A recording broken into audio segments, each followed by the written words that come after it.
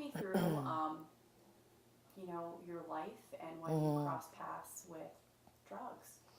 I was raised in a good home and I had a good family. And, I just think it was probably because it was a broken home and my parents divorced when I was young. So I grew up very angry. I was great in school. I was a twirler. I was in the band. And when I graduated high school, I went off to college in Dallas. And that was really my first time away.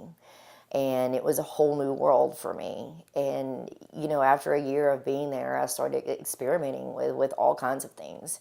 And that's how I got started. And over 20 years, I dropped out of school, of course, and over 20 years, it just got more and more. And there were times that I would stop, and then there were times that I would just go again. I lost my children because of it. I lost a lot of things, because of it. And, eventually it would have led to my death. And what were you using? I would use Dilaudid, which is synthetic heroin, methamphetamine, pills, anything I can get my hands on, really, anything. When was that wake-up call moment?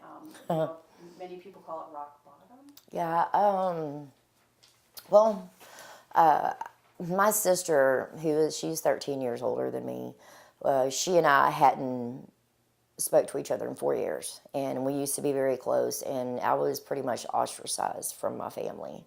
And on June 7th of 2012, she was in a freak car accident in Magnolia, and she died. And when I went up to her funeral, I was high when I went up there, and I went straight to her bathroom, and so I could get high, and I was sitting there on the toilet with a needle in my arm. And I was like, what am I doing? And it was right then that I knew I had a problem. I didn't know how to get help. The only thing I knew to do was more. So when I went home, I was mixing heroin and meth together and at large doses, and I was just trying to die. And because I didn't want to feel any pain, I didn't want to feel the grief, and I just didn't want to live anymore. I didn't want to live. But apparently God had other plans for me. And do you hear that sentiment a lot from people in recovery? I didn't know where to get help. Is that Yes. common? Yes. Yes, it is. Yes. A lot of people just don't know what is out there. I didn't know what was out there. I had no clue. So who connected you with the help you needed? A very merciful judge, Judge Arcane in Orange County. I actually had a state jail felony case I was going before her about, and she sent me to ISF, which is TDCJ treatment, along with like Safe P. But she sent me to ISF, and when I went there, I knew I was done. I was done. And that's not the case for everyone. People will hit rock bottom, but what we say is sometimes there's a trap door, and they're just going to keep hitting and keep hitting until they have had enough. So what does ISF stand for? Intermittent Sanction Facility. Intermittent Sanction? Mm-hmm, Sanction Facility. And where's that located? In Henderson. Henderson? Mm-hmm. I'm new to Texas. Oh, Henderson, Texas. It's straight north, yeah. Okay, so yeah. Before you get to Dallas, or yeah, it's kind of like on the other side of Tyler. Gotcha. It's kind of even, Yep. yeah. Gotcha. And what timeline this for me? What year was this? This was 2012. 2012. That's right. Yes. We buried my sister on June 13th of 2012, and I got sober on September 13th of 2012. It was exactly 90 days. Yeah. What was your process like at ISF? What did your day look like? My day looked like getting up at 6 a.m. We went to breakfast, of course. We had groups all day with our counselors, or we had individual counseling. We had different it was kind of on a, like they had the cardinal rules. We had certain rules we had to follow. And if anyone broke a rule, we would have to call them out on it and write something. And it was called encounters. It was crazy. Accountability. Yeah. We had, help each other, keep each other accountable. And it was great, actually. I mean, there has been a lot of negative talk about ISF and Safe P, but that place saved my life. It did.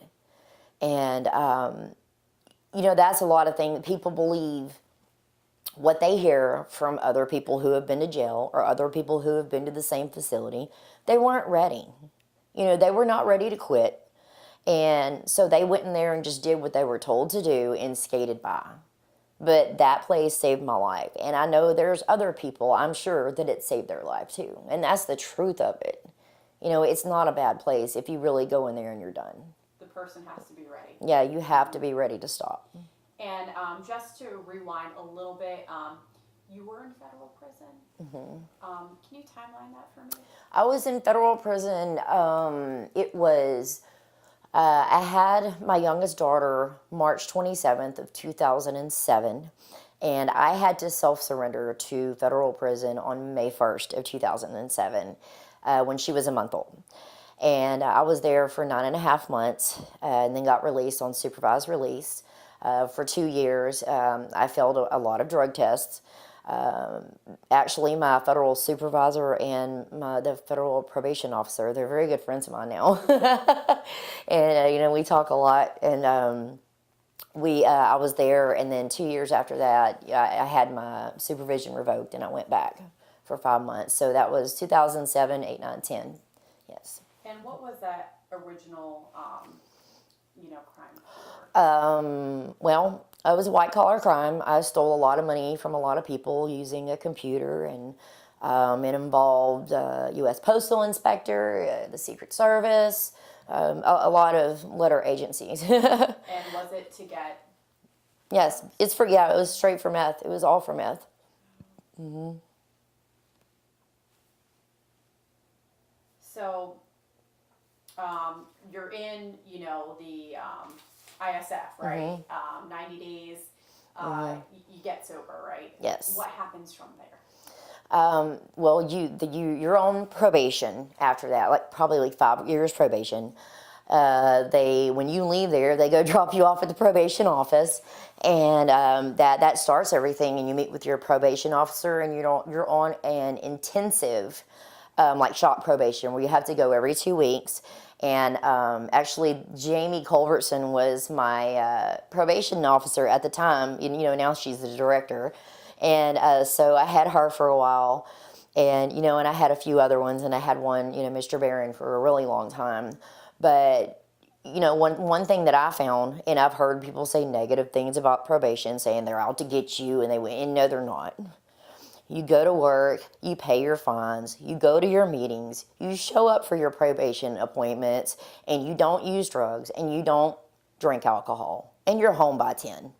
It's simple, and, I knew I was done, and I knew I wanted recovery, so I was in meetings every single day, sometimes twice a day, and doing service work, and, they realized that, and there are other people that do it as well, and, a little over 4 years into it, Judge Arkane messaged me and said, you don't have to go back anymore, and signed my papers. So I got off early, and, but that's when you do what you're supposed to do and you do the right thing, they appreciate that, because they're not having to chase after you and all that. It creates a hardship on you when you're not doing the right thing. And then it creates a hardship on them, because they really do want to see us succeed. They do. But, we have addicts and alcoholics, we have a way of blaming everything on everybody else. Oh, that probation officer. Well, you did this. And just so I understand, timeline, location, after your time in, the Tyler area, you came back to Vidor, is that right? Yes. Okay. So the Vidor area. Yes. And, I've heard this before in my limited knowledge of recovery, people, places, and things, right? Yes. You returned back to your hometown. I did. What do you attribute, where did you find the strength not to fall into the same patterns? Well, my counselor at ISF, because I told her, I wanted to move. I wanted to either go to Dallas or I wanted to go somewhere else because I didn't need to be in that town. And she said, it's not the town, it's you. And I was like, wow. So I use that on everybody. It's not the town, it's you. Because I did go back to the same town that I used in. I went back to the same house. But I knew that I couldn't. And I knew deep in my heart that if I went back that I was going to die. And I had too much to live for. And so, I went back and, when I was starting going to meetings, and I started meeting other people that were in the meetings, and I stayed so close to the meetings. That's where I met so many people. And for a long time, if I saw anybody that I used with, I would just ignore them.